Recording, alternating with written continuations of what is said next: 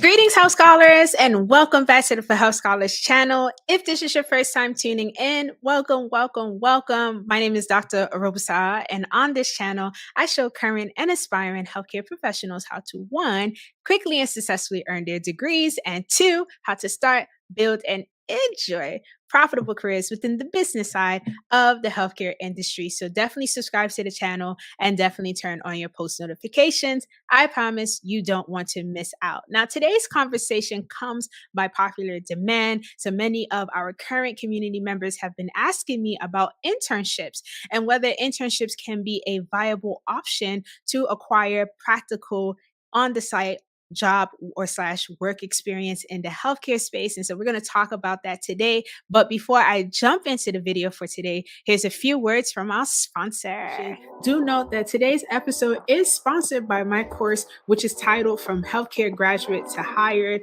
I'm so proud of this course, and I know that this is the course that you need if you are an active job seeker wanting to acquire a job in the healthcare space, particularly a non-clinical healthcare job. In this course, I walk you through my 5-step strategy on how to go from active job seeker to hired, as well as I talk about things that people are not necessarily sharing with you on how to acquire a job in a digital era. Because right now we are in a digital era, and many people, when you're looking for jobs, you're looking for these healthcare jobs online. So how do you navigate that process so that it is successful in helping you getting hired?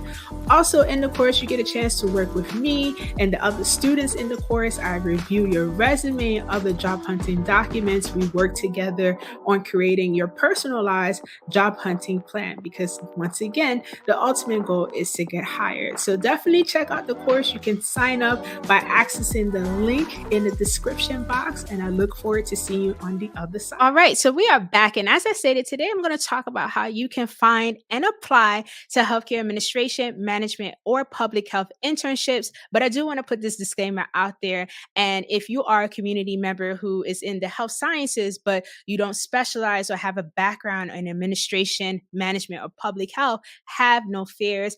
The information that I share with you today can also be applied in your respective industry, especially if you're under the health sciences. So if you are in social work or if you're in nutrition and other allied health professions, have no fear. You can use what I share. I just always like to speak from a space that I'm an expert in, which in this case, it is healthcare administration, management, and public health. So now that I've gotten that out of the way, let's jump into the conversation. And I want to start off by just sharing why internships are important. Well, first things first, I know that internships are one of the fastest ways that you can gain comprehensive practical experience. And for many of our scholars, one of the things that they always ask me is like, how do I get a job in the healthcare space? They're always asking me for like years of experience. Well, one of the ways that you can get your experiences is through internships. Also, internships allow you the opportunity to learn new skills. And this is always helpful to you as a scholar in the healthcare space. You want to be always learning new information because the healthcare industry is ever evolving. And so being able to quickly adopt and adapt will take you far as a manager, as a leader, or as a administrative or public health professional, or just a health science professional in general.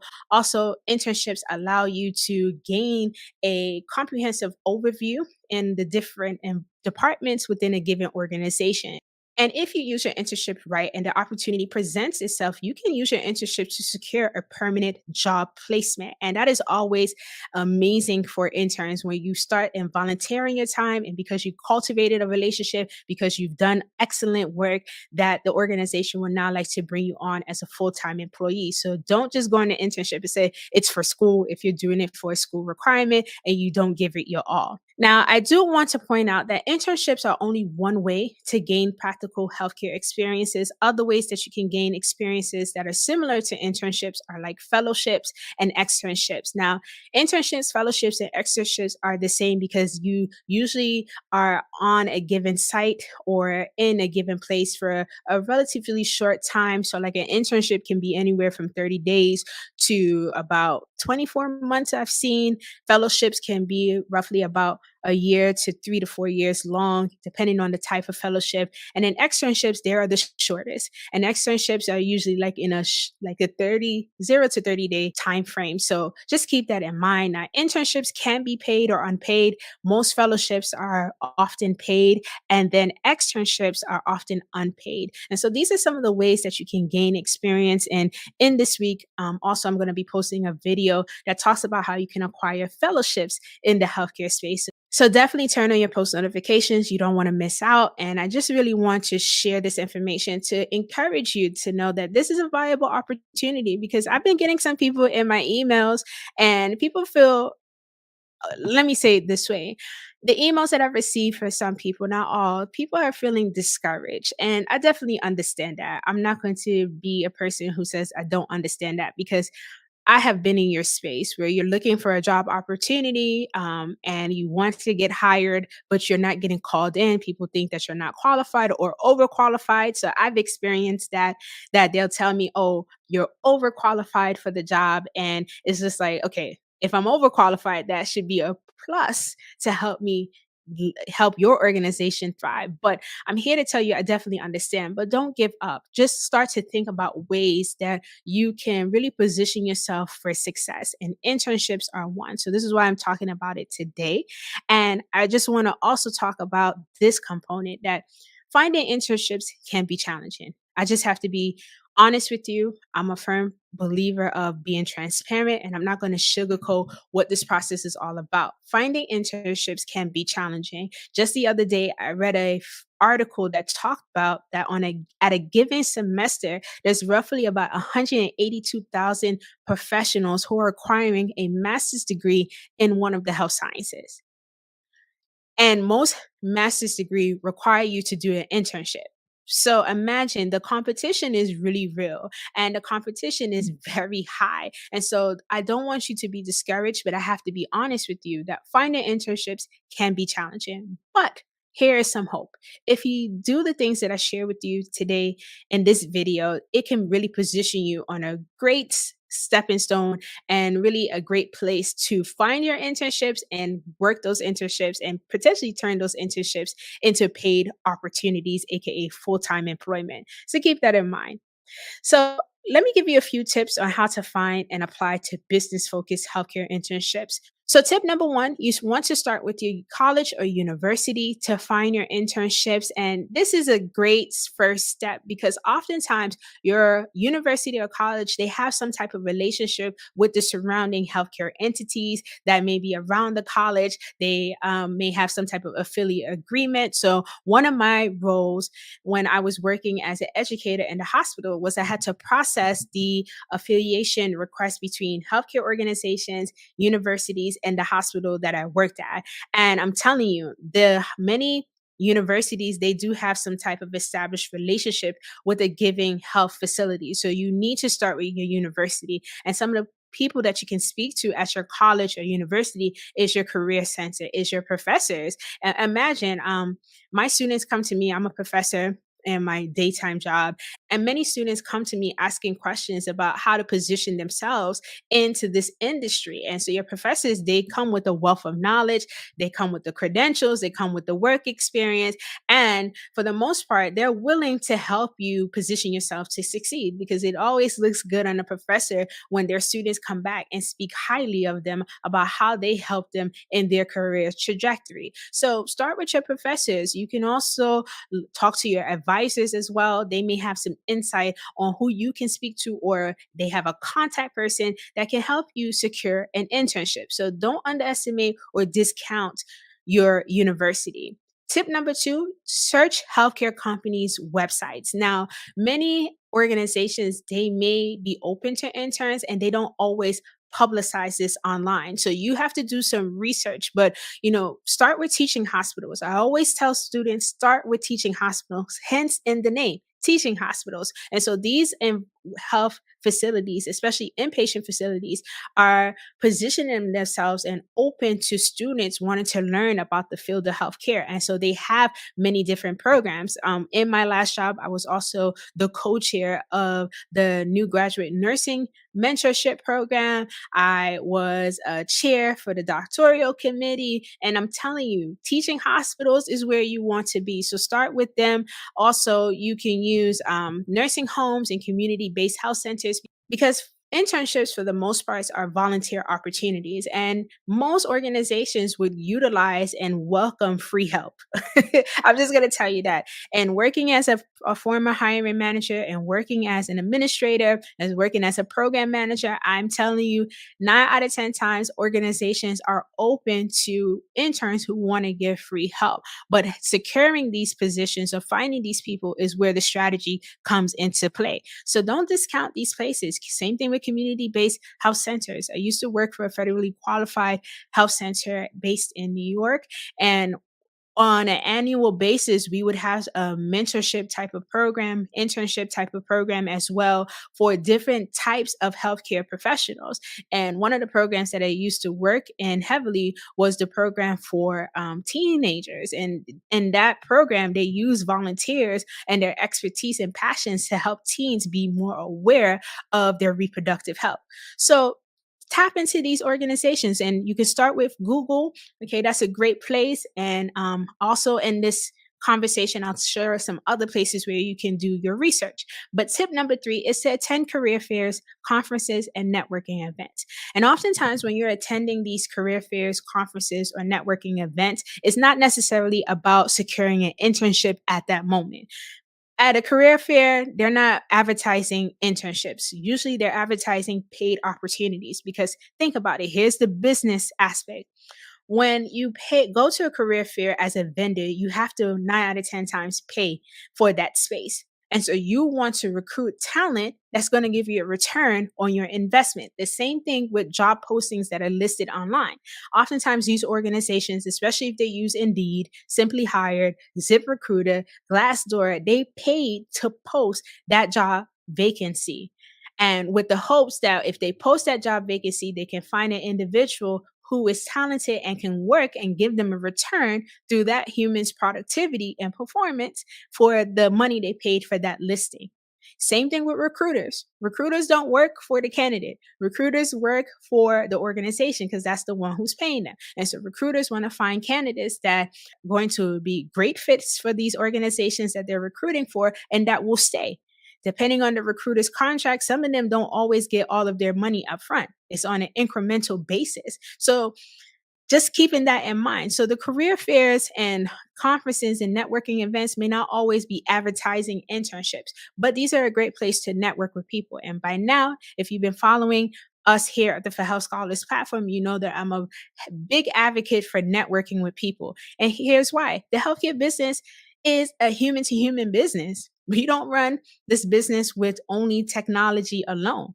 We're running it with human capital. We're running it with human innovation. And as a result, we need people. So people talking to people is very much welcome in the healthcare space. And so if you are a reserved person or a shy person or afraid to network, I'm here to tell you, especially in this current healthcare landscape, you need to be comfortable and start talking to people. And now you even have things like email and DMs that can better help you kind of overcome your reservations about contacting that person. But I'm here to tell you the worst answer that you can get is a no. And if you get a no, move on. I've learned that rejection now doesn't always mean that it's a bad thing. That rejection can be a form of protection for you because that's just what I believe in my faith and what I believe in my God. But just keep that in mind. You want to speak with people, and conferences, career fairs, and networking events can help you with that.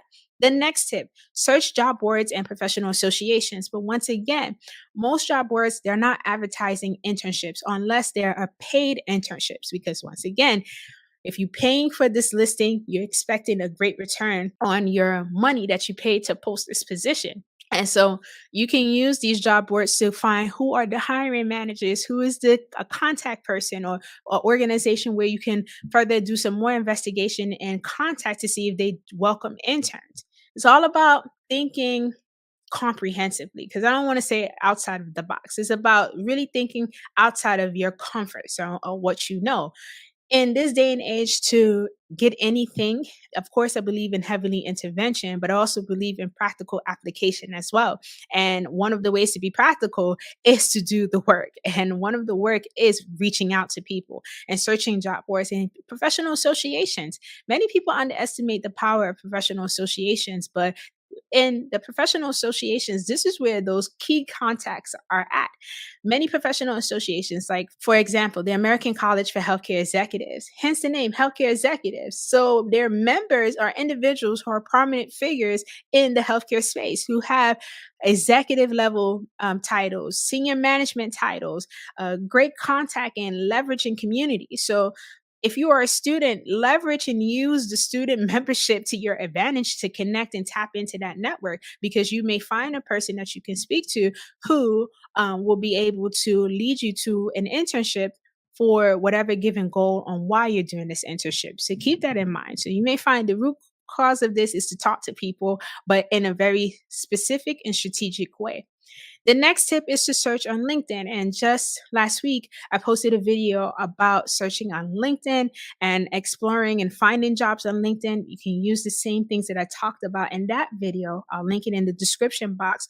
Also, to find internships. But like I said, internships may not always be posted. They may be some postings and internships, and that's great, but may not always be posted. So you want to use LinkedIn to connect with the right people in the healthcare space who can lead you to helping you achieve your goal, which in this case is to acquire an internship. So keep that in mind.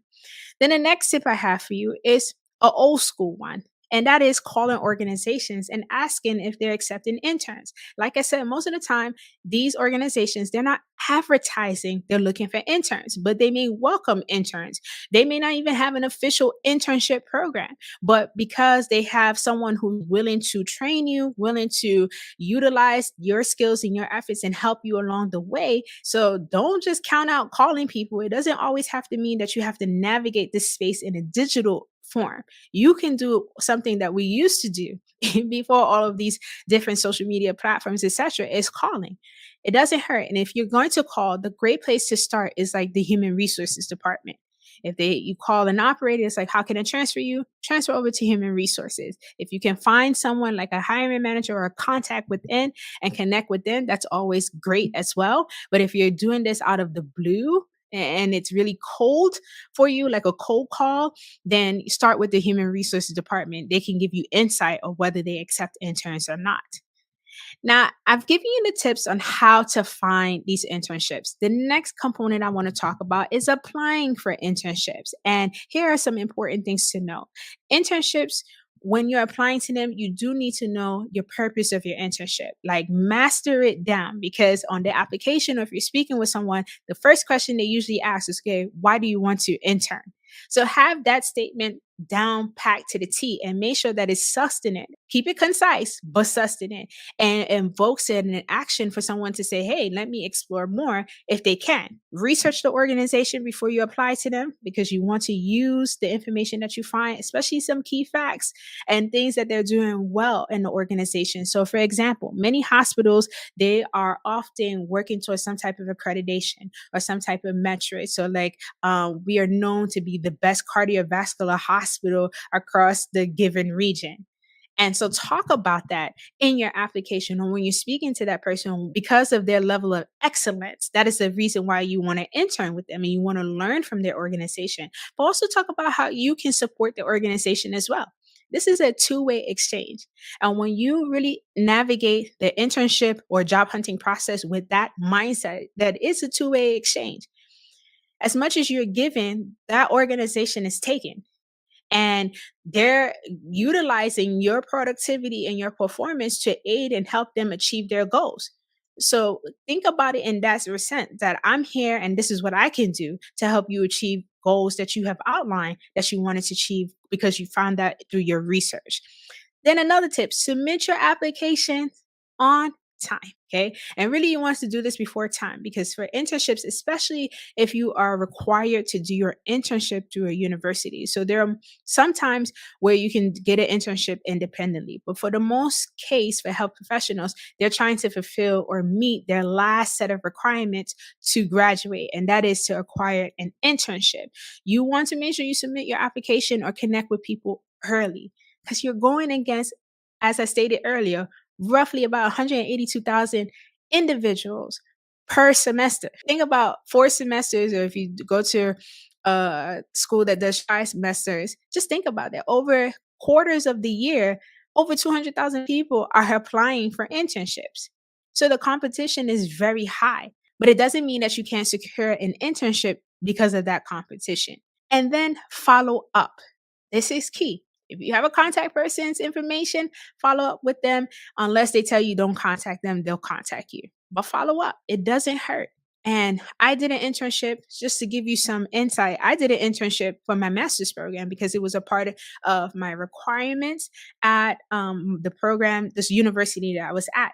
And I was able to leverage my contacts in the field to get an internship because I didn't want to do it at the job that I was working at because I didn't want them in my business per se. You know, I wanted to separate my actual work from my actual school requirements. And I was able to secure an internship. And one of the ways I did that was leveraging the network that I had, and two, calling.